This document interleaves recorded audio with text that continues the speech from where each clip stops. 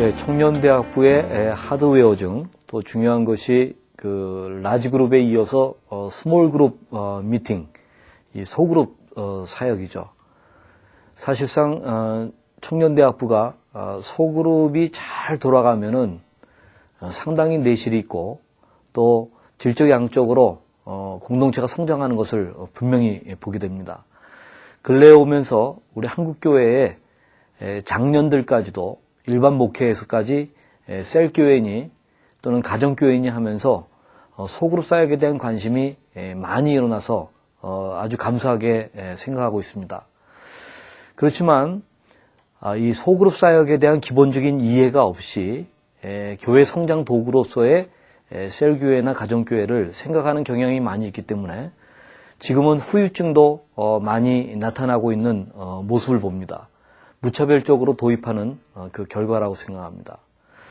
특별히 교회의 청년대학부 상황이라는 것이 담임 목사님들께서 교회를 개척한다든가 좀 소신 있게 이끌어갈 수 있듯이 그렇게 될 수 있는 토양이 아니고 어디까지나 교회 전체적인 그 토양이나 분위기에 맞춰서 해나가야 될 그 청년대학부인 경우들이 대부분입니다. 그런 점에서 이 청년대학부의 상황에서 흔히 말하는 셀교회니 가정교회니 하는 것을 직접 도입해서 하다 보면은 상황이 워낙 다르고 토양이 척박하다 보니까 오히려 실패하는 경우들이 많습니다. 저는 전통적으로 교회 청년대학부에서 이미 검증받아온 소그룹 사역의 기본적인 원리를 잘 알고 또 그 노하우를 잘 알고 그런 소그룹 사역에 익숙했던 그런 그 사람들이 중심이 되어가지고 셀교회라든가 가정교회라든가 하는 것을 구축한다는 것은 괜찮다고 봅니다. 그러나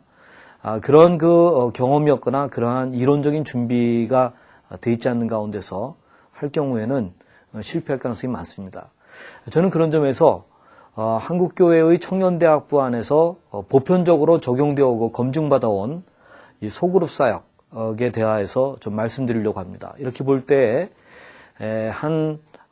지금 여러분들의 이 소그룹 사역에 대한 이해나 경험이 어느 정도인지 그것을 정확하게 좀 알고 또 출발하는 것도 필요한 것 같습니다.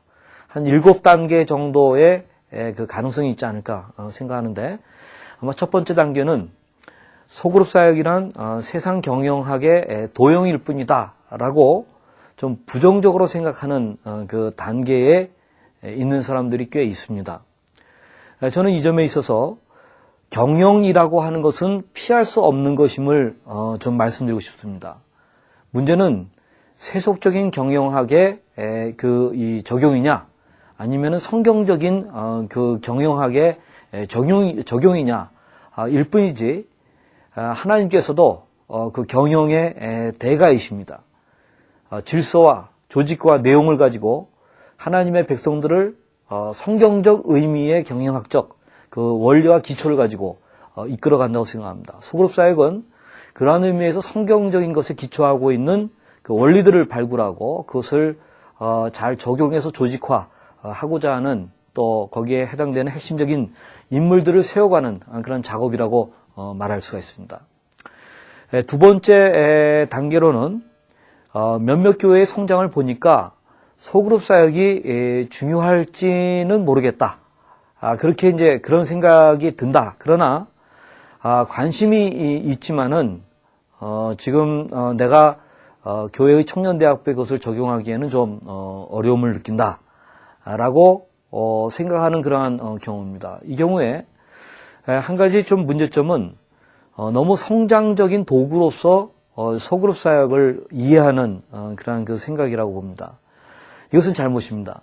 소그룹 사역은 그리스도의 온전한 제자를 배출하기 위하여서 적합한 토양과 그 내용을 만들기 위해서 있는 것이지 단순히 성장의 한 그 방편이 아니라고 생각합니다. 그러니까 우리가 이 청년대학부가 바르게 나가고 건강하게 나가고 질적 양적으로 공동체가 제대로 잡혀가려고 하고 그 가운데서 그리스도의 온전한 제자를 배출하고자 한다면 이것은 피할 수가 없는 사역이라고 생각합니다. 또 세 번째로는 이렇게 생각하시는 분들이 있죠. 소그룹 사역의 중요성을 인식하긴 하는데 뭐가 뭔지 잘 모르겠다라는 그러한 경우입니다. 아마 지적인 내용이 이것과 관련해서 부족하다든가 경험적인 것이 부족하다든가 이론이 부족하기 때문에 그런 것이라고 생각합니다. 그렇기 때문에 이런 경우에는 마땅히 같이 소그룹 사역이 성경적으로 왜 중요한 것인지 또 그 원리 위에서 어떻게 해나가는 것이 바람직한 것인지 또 경험이 있는 그 청년대학부의 소그룹 사역 그 유경험자들을 통하여서 함께 배워나가는 그런 일들이 필요하다고 생각합니다. 두려워해서는 안 된다고 생각합니다. 누구나 다 처음에는 시행착오를 거쳤습니다. 용기를 내가지고 해볼 필요가 있습니다. 또 아마 어떤 분들은 소그룹 사역에 대한 책도 한두 권 좀 봐봤고 세미나도 참석해 봤다. 어느 정도의 초보적인 지식은 있다라고 하지만 아직 자신이 없는 그러한 경우일 것입니다. 단순히 초보적인 지식만 갖고는 소그룹 사역이 성공적으로 일어나지 않는다는 것을 좀 아셔야 되겠죠.